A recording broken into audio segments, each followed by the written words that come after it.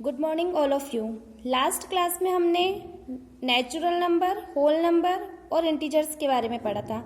आज हम पढ़ने वाले हैं रेशनल नंबर। रेशनल नंबर क्या होता है? ये क्लास 8th का सबसे इम्पोर्टेंट टॉपिक है और ये चैप्टर नंबर 1 की बात कर रही हूँ मैं। तो रेशनल नंबर क्या होता है? Number which can be written as a ratio of two integers. Means दो इंटीजर्स का जो भी रेशियो होगा वो क्या होगा? Rational number. Rational numbers are generally denoted by Q. Rational number को हम कैपिटल क्यू से डिनोट करते हैं। जहां पे कैपिटल क्यू की बात आएगी वहां पे आपको क्या लिखना है? रेशनल नंबर ही होगा। अब मैं आपको बताती हूँ P अपॉन क्यू मीन्स आपको जहां पे भी P अपॉन क्यू की फॉर्म में होगा where P and Q are integers. P और Q क्या होने चाहिए? इंटीजर्स होने चाहिए। और एक और कंडीशन है Q is not equal to 0। कभी भी Q की वैल्यू 0 नहीं होनी चाहिए। मीन्स ये होता है न्यूमरेटर और ये क्या होता है? डिनोमीटर। डिनोमीटर कभी भी 0 नहीं होना चाहिए। और P एंड Q आर को प्राइम्स। इसका मीनिंग ये है P और Q को प्राइम्स होने चाहिए। को प्राइम का मीनिंग क्या होता है? को प्राइम का मीनिंग ये होता है कि वो खुद का ही और 1 का, उसके अलावा किसी का भी फैक्टर नहीं होना चाहिए। मेरे कहने का मतलब ये है कि वो 1 की टेबल में आए और खुद की टेबल में आए, अदरवाइज किसी भी टेबल में नहीं आए। फॉर एग्जाम्पल मैं आपको एग्जाम्पल बताती हूँ, जैसे 2/7। 2/7 क्या हो गया? Rational number. P upon Q की फॉर्म में दिख रहा है और Q is not equal to 0। अब आपके माइंड में आ रहा है Q इज नॉट इक्वल 0 क्यों लिखा? इसके लिए मैं आपको बताती हूँ। अगर मैं लिखती हूँ 3/0, 0 का किसी भी नंबर में डिवाइड करते हैं तो क्या आता है? Infinity. Infinity means not defined, इसलिए आपको Q को कभी भी 0 नहीं लेना है। क्लियर? अब हम क्या पढ़ेंगे? Properties of rational number. कुछ प्रॉपर्टीज दे रखी है रेशनल नंबर की। फर्स्ट जो प्रॉपर्टी है वो कौन सी प्रॉपर्टी है? Closure property. इस क्लोजर प्रॉपर्टी में हमको 4 टाइप्स पढ़नी है: एडिशन, सब्ट्रैक्शन, मल्टीप्लिकेशन और डिवीजन। फर्स्ट है एडिशन। एडिशन में मैं कोई 2 नंबर ले रही हूं, जैसे कि मैंने लिया A/B और C/D। मीन्स 2 मैंने नंबर लिया 2/5 और मैं ले रही हूँ 3/5। ठीक है? एडिशन बोल रहा है मीन्स ऐड करना है इस नंबर को, तो 2/5 प्लस क्या कर रहा मैंने? 3/5। ये भी 5 है, ये भी 5 है। 5 और 5 दोनों सेम नंबर, तो एलसीएम क्या आएगा आपका? 5। अब इस 5 का 5 में क्या करना है आपको? डिवाइड।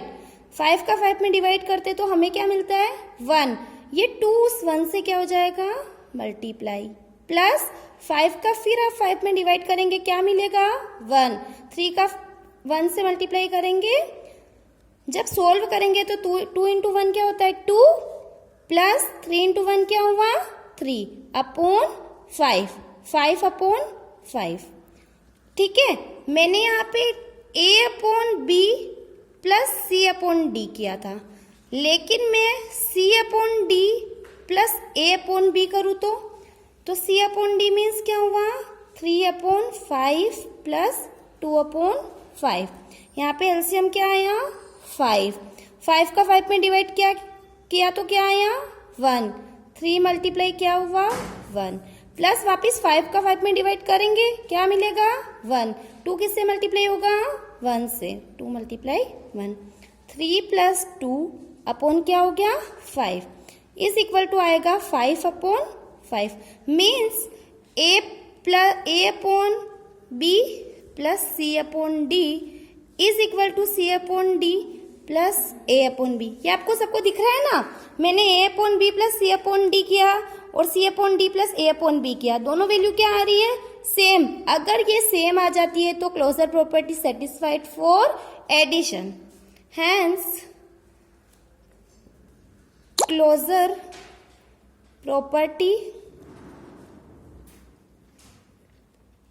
Satisfied for addition.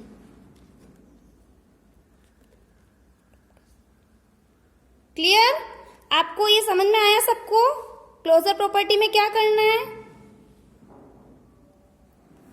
अभी हमने क्या पढ़ा था, एडिशन। अब हम पढ़ने वाले हैं सब्ट्रैक्शन। सब्ट्रैक्शन में भी सेम वही प्रोसेस रहेगा। टू रैशनल नंबर लेने आपको, लेट ए अपॉन बी और सी अपॉन डी। मैं कोई भी दो रैशनल नंबर ले रही हूँ। मैं यहाँ पे ले रही हूँ 2/5 और मैं ले रही हूँ 6/5। ठीक है, सब्ट्रैक्शन की बात आ गई तो क्या करते हैं, A upon B minus C upon D is equal, ये ए अपॉन बी और ये क्या है, सी अपॉन डी। तो 2/5 माइनस 6/5 इज इक्वल, एलसीएम क्या आया, यहाँ पे भी 5 है, यहाँ पे भी 5 है, तो एलसीएम कितना आ गया आपका 5। 5 का डिवाइड 5 में करते हैं, कितना आता है 1। 1 किससे मल्टीप्लाई होगा, 2 से, तो 2 इंटू क्या लिखेंगे 1। 5 का डिवाइड 5 में करेंगे, क्या मिलेगा 1।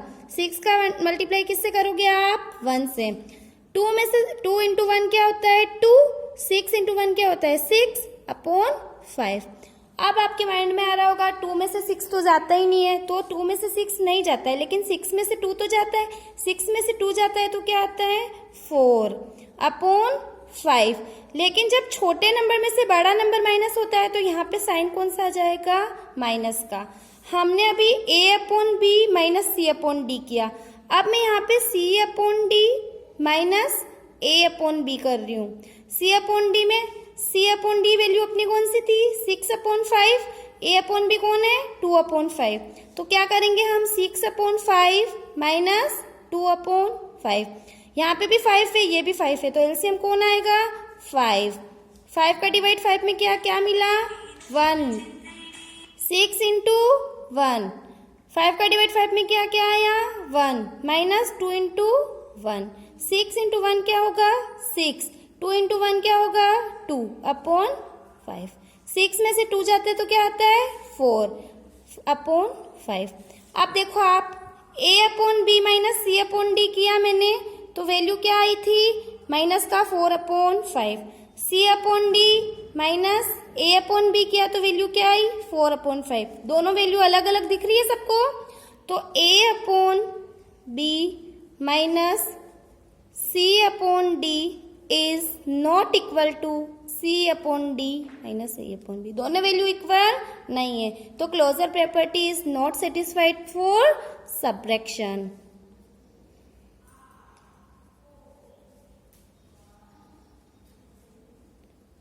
क्लियर है, सेटिस्फाइड फॉर सब्ट्रैक्शन।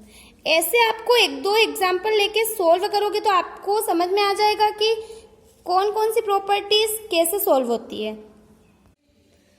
सब्ट्रैक्शन के बाद हम बात करने वाले हैं मल्टीप्लिकेशन की। ठीक है, मल्टीप्लिकेशन में क्या करना है, आपको वही प्रोसेस करना है।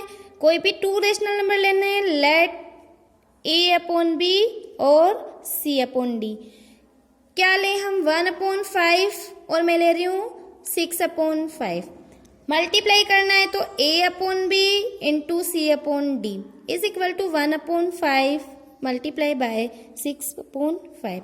1 को 6 से मल्टीप्लाई करते हैं क्या आता है 6। 5 को 5 से मल्टीप्लाई करते हैं क्या आता है 5 5 25। अब आपको वापस क्या करना है सी अपॉन डी इंटू ए अपॉन बी। सी अपॉन डी कौन है 6/5, ए अपॉन बी कौन है 1/5। 6 into 1 6, 5 into 5 25 means a upon b into c upon d is equal to c upon d into a upon b। क्योंकि दोनों वैल्यू सेम आ रही है ना, आपको दिखाई दे रही है ये वैल्यू, तो क्या हो गया closure property is satisfied. Closure property क्या कर रही है मल्टीप्लिकेशन में सेटिस्फाइड हो रही है, सेटिस्फाइड फॉर मल्टीप्लिकेशन। आपको क्या करना है, ऐसे मैंने जैसे बताया ना वैसे आपको एक दो एग्जाम्पल लेकर खुद सॉल्व करने का ट्राई करना है। अगर आप प्रैक्टिस करोगे तो आपको समझ में आराम से आ जाएगा।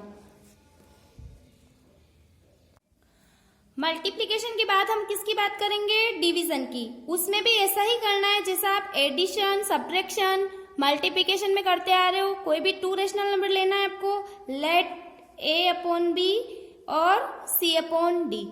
यहाँ पे मैं कोई नंबर ले रही हूँ 7/3 और 8/3। इसको A/B मानेंगे, इसको C/D मानेंगे। अब डिवीजन में क्या आ जाएगा, A/B divided by C/D is equal to 7/3 divided by 8/3। जब भी आपको यहाँ पे डिवाइड दिख जाएगा तो इस डिवाइड के साइन को हमको किस में चेंज करना है, मल्टीप्लाई में। मल्टीप्लाई में चेंज करेंगे तो 7/3 मल्टीप्लाई, ये क्या हो जाएगा, रेसिप्रोकल। 3 कहाँ जाएगा, ऊपर, 8 कहाँ जाएगा, नीचे। 3 से 3 क्या हो गया, कैंसिल होगा, यहाँ पे आएगा 7/8। अब है ना C/D डिवाइडेड बाय A/B करना है। C/D कौन है आपके पास, 8/3 और A/B कौन है, 7/3। तो 8/3 डिवाइडेड बाय 7/3। 8/3 डिवाइड को मैंने क्या बोला था, किस में चेंज करते हैं, मल्टीप्लाई में। जब भी मल्टीप्लाई में चेंज होता है तो क्या हो जाता है, ये रेसिप्रोकल हो जाता है। 3 कहाँ जाता है, ऊपर, 7 कहाँ आएगा, नीचे। 3 से 3 क्या हो गया, कैंसिल आउट। यहाँ पे क्या वैल्यू आ गई, 8/7। अब A/B डिवाइडेड C/D की वैल्यू क्या आ रही थी, 7/8। C/D डिवाइड A/B की वैल्यू क्या आ रही है, 8/C। दोनों एक दूसरे के इक्वल नहीं है, तो क्या होगा, A/B divided by C/D is not equal C/D divided by A/B। Means closure property is not satisfied. Closure property is not satisfied for division। ये प्रॉपर्टीज आपको इसलिए बताई जा रही है क्योंकि इस पे बेस्ड आपके कुछ क्वेश्चंस आने वाले हैं। आपको इन प्रॉपर्टीज को अच्छे से पढ़ना है।